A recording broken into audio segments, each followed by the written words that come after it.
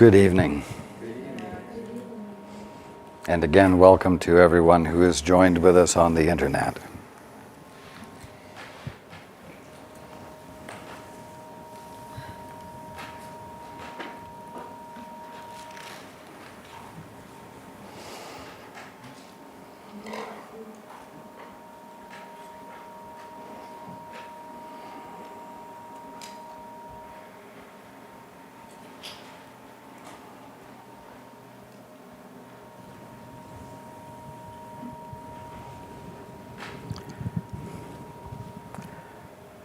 Okay. Can I ask a question before we start? Will you read the first sentence only? It has already been said that you believe you cannot control fear because you yourself made it, and your belief in it seems to render it out of your control. Okay. I'm going to suggest that when you're reading the course, you not treat these words as though they are a topic of consideration. So when we're talking about fear, we're not talking about a generic fear. We're talking about an inner dynamic that every single one of you experiences. If you will keep this in mind, it will make the words you're reading more relevant. We're not just talking about fear, generally speaking.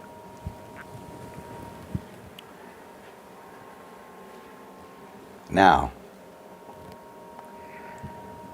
at the bottom line, fear, as I've said before, is the uneasiness that you inevitably and unavoidably feel when you have decided to determine what everything means for yourself by yourself,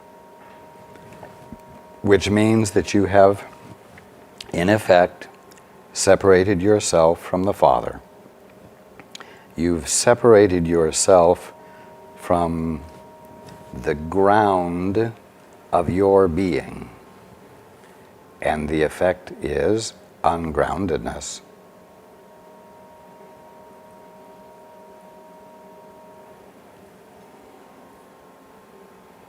Instead of recognizing that the uneasiness that you're feeling is the result of an attempt to look at everything by yourself, and knowing immediately that the answer to the uneasiness is to abandon the declaration of independence that you have asserted,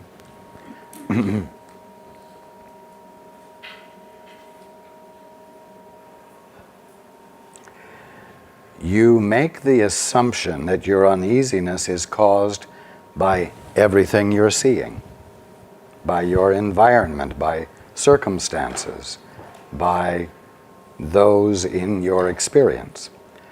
And it seems then that your task is to make peace with all of these objects and things that are foreign to you.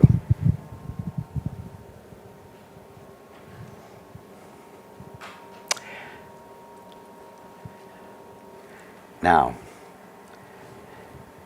the mistake you make is in assuming that peace will be the result of agreements, that peace will be the result of mutually agreed upon definitions, that peace will be the result of cooperation between separate and different parts.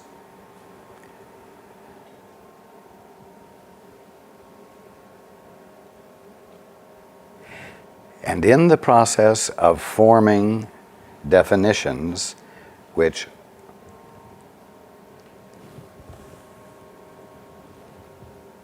will be mutually agreed upon and thereby seem to provide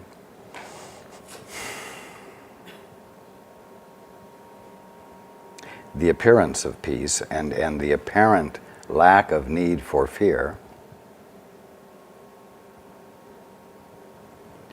you all end up feeling each other out in order to find the place where there's the least amount of resistance, the least amount of dissonance. And so your mutually agreed upon definition ends up not reflecting the integrity, the innate integrity of each member of the group, but rather the laziest, least strenuous,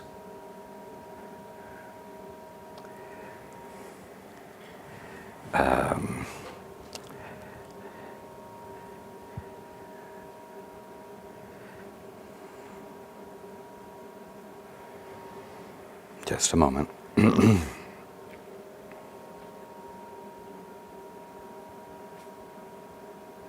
Elements.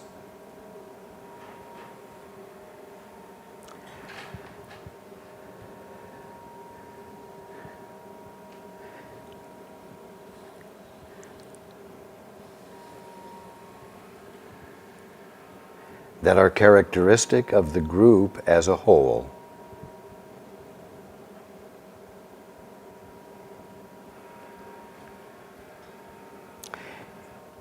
In other words, it's the way the group arrives at consensus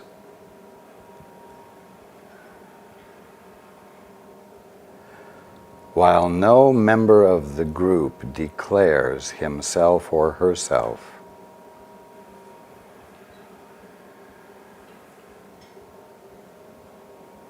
and every member of the group stays in the safe zone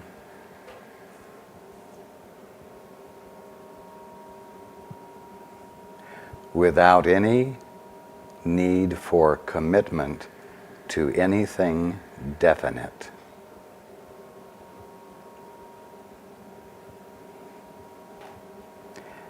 Mutually agreed upon definitions are, by definition, indefinite.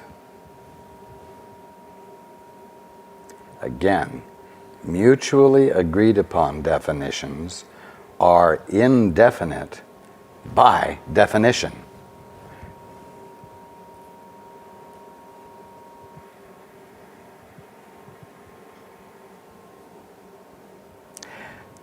They represent the lowest common denominator of the group.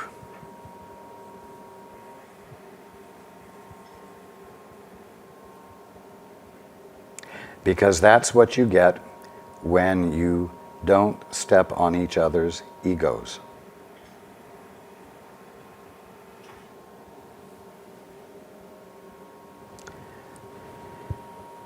Now, I'll tell you something. Wars are the result of the attempt of the group to squelch anyone who begins to be definite and introduce a call for definiteness.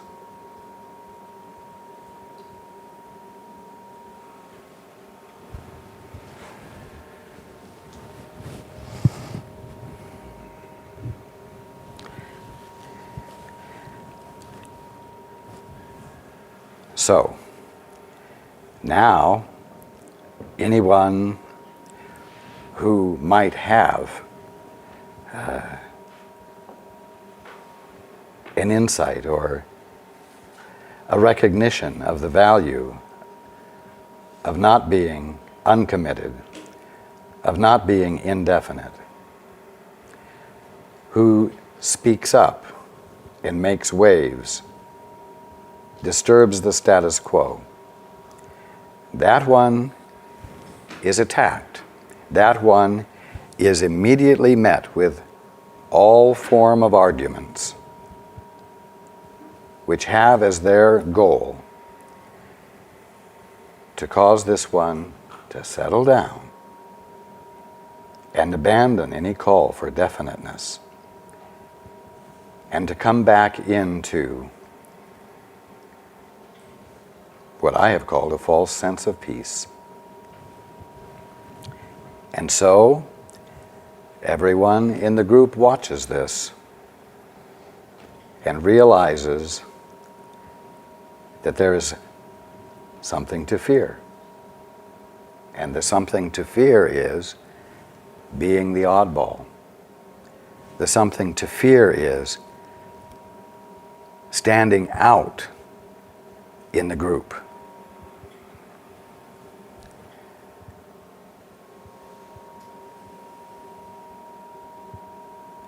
Does that make sense to everyone? Yes. Okay. Now what I want you to realize is that the effort of the group to squelch any original or focused idea. I'm sorry.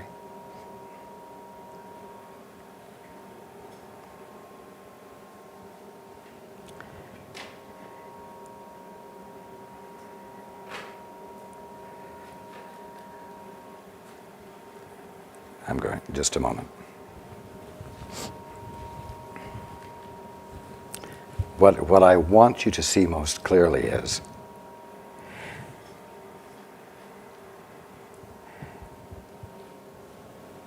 that as everyone observes this happen and learns to keep still,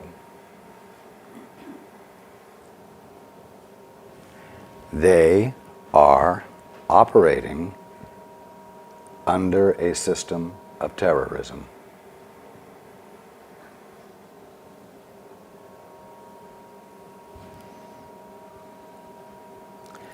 You are hearing a lot about terrorism, and you tend still to think of it as a generic term, something to think about. And you need to feel inside yourself what terrorism means. Well, many of you would say you've never been in a circumstance where you're terrorized.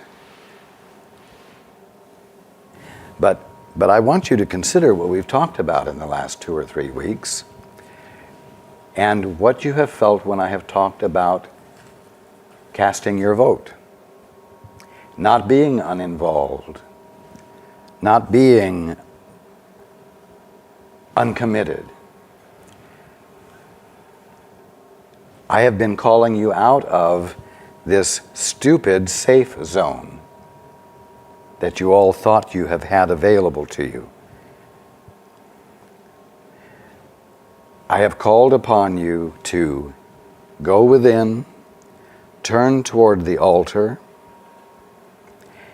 ask to know the truth,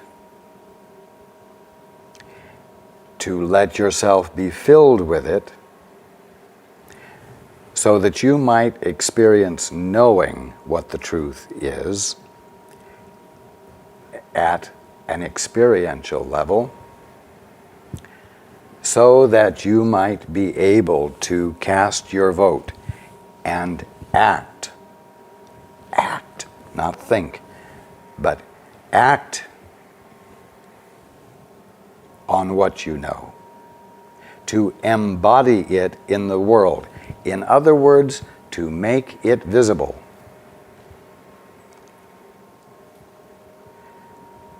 Any of you who have given any thought, any consideration to what I've said, have found yourself feeling more vulnerable by virtue of casting a vote And for your vote not to be some secret, you are holding in a holy atmosphere, Holy, a holy atmosphere in your mind.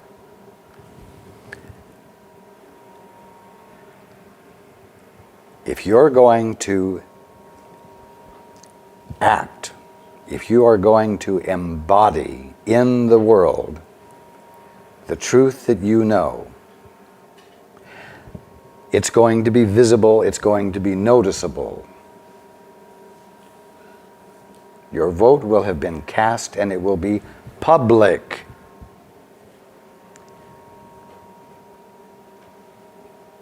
And when you get down to the point of realizing that this is what atonement is about, I know that every single one of you have experienced some fear around doing that, because you will what? Stick out like a sore thumb. The tendency is to think that when I say cast your vote, I am asking you to be for or against something. To be for or against something, you've got to have your back to the altar. And your for or against definitions have to relate to everything you see without the Father's perspective available to you. There's a third alternative. You can either be for or against something, or you can be with God, with the Father. Now, we're not talking about for or against.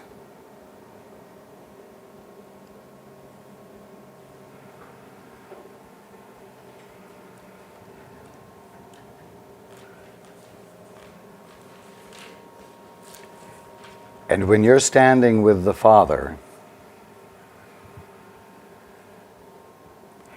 everything you be will never be able to be successfully defined as attack.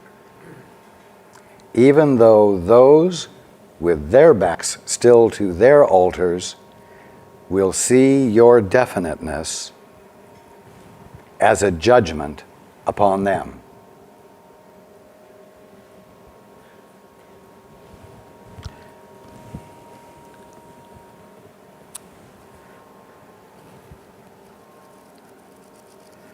Awakening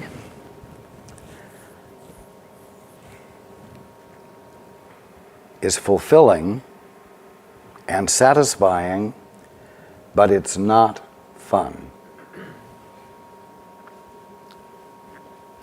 The reason it's not fun is because you're approaching being sane from an insane perspective, and you are therefore unable to truly judge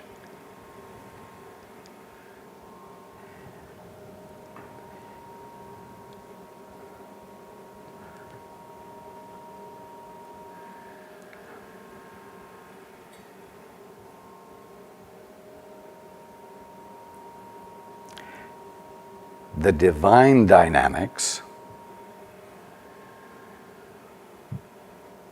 of your sanity.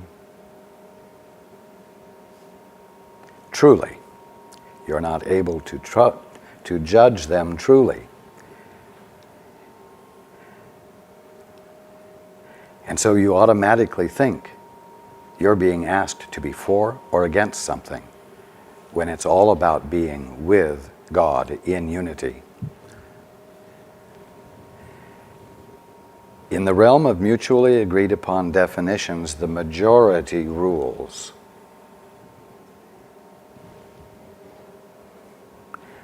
But one with God is a majority. And that majority makes, and this is not a play on words, makes all the difference in the world. And your world will change. because you have come into a place of alignment within yourself relative to God. And this experience does not include within itself fear or vulnerability.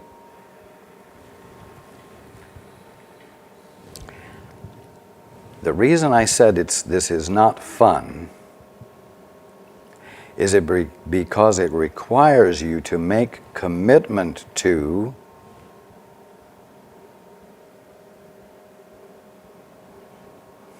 something other than the lowest common denominator of the group. And the group has been your God. And you're not used to being in a way other than honoring the God called group consensus.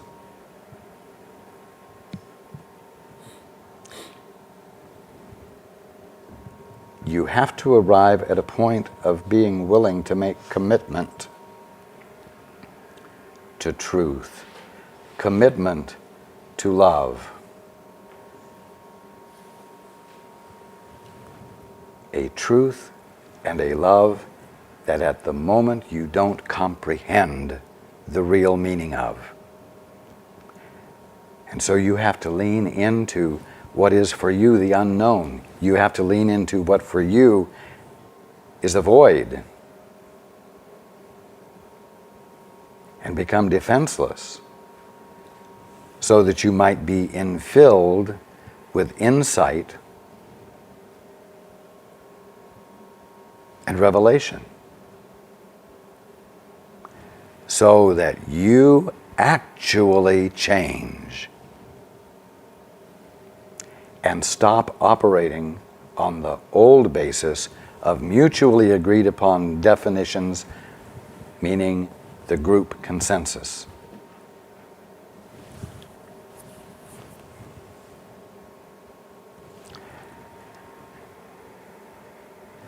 You're afraid to cast your vote because you think that casting your vote means being for or against something. And what I want to register with you tonight is that being willing to cast your vote, as I'm speaking of it, means being willing to stand with the Father.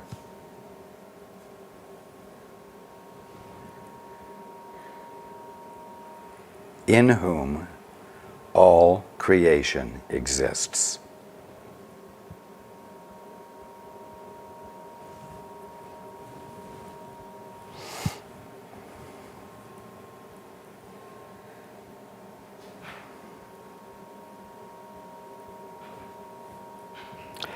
It has already been said that you believe you cannot control fear.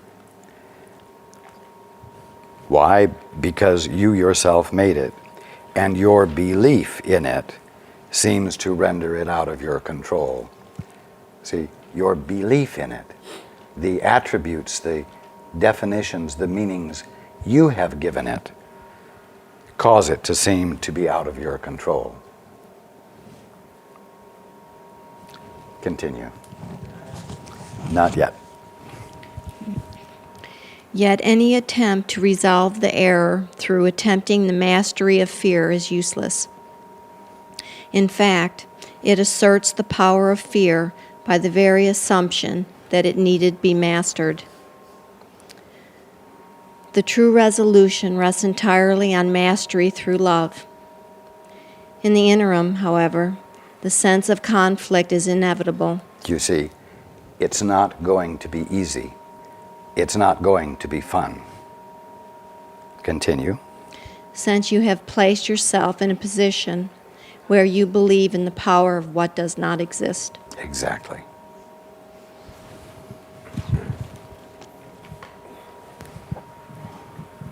I'm going to bring this to a personal level.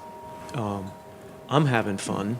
Does that mean that I'm in a doldrum of stupid rest, or have I reached some sense of what the happy dream is?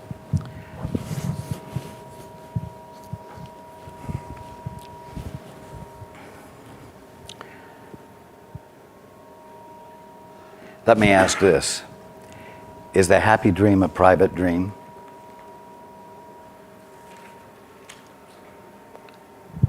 No, I don't think so. I don't think it's a private dream. I think it's the way you see the world, and so what you're doing is you're seeing everything in the world being in perfect accord with God's plan. And are you seeing a suffering world? I'm seeing confusion, but I'm seeing progress. And I don't see suffering in my world, in what I'm seeing. I mean, I see it, I read about it in the newspapers, but in my experience, I'm not experiencing seeing suffering. I'm seeing people doing the best they can and moving forward in God's plan. I lose it once in a while. Are either you are creating a cocoon for yourself that you are unwilling to look outside of, or you are giving definitions, benign definitions to suffering that calls for correction. You read about it in the newspaper or on the news. Is that not going on in your world? Well, to be perfectly honest, I think there's great exaggeration, and I think that in the press, that's the way they sell newspapers. So, You for think instance, there are no peoples starving? Oh, absolutely. Is that not suffering? That is. Does that not call for correction? Yes, it does. Does that not call for involvement?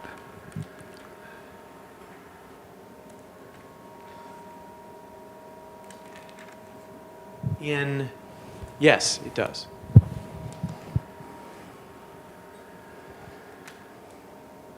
So this happy dream that the Course talks about can never be achieved until everyone is in the happy dream. Is that correct? The happy dream is children not starving. The happy dream is harmony between countries, between governments, between people. The happy dream is a world that someone from another planet could discover and recognize that there is intelligence governing, that love has been, the meaning of love has been discovered and embodied.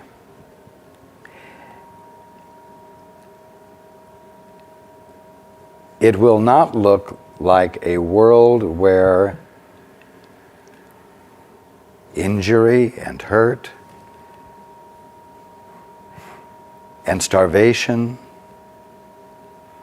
and suffering of all kinds is going on, but everyone is walking around with a smile on their face, experiencing this intangible something that they're calling the happy dream. The happy dream is going to look like a world in harmony, where no form of suffering is even seeming to occur. How did you wake up? Did you see the happy dream?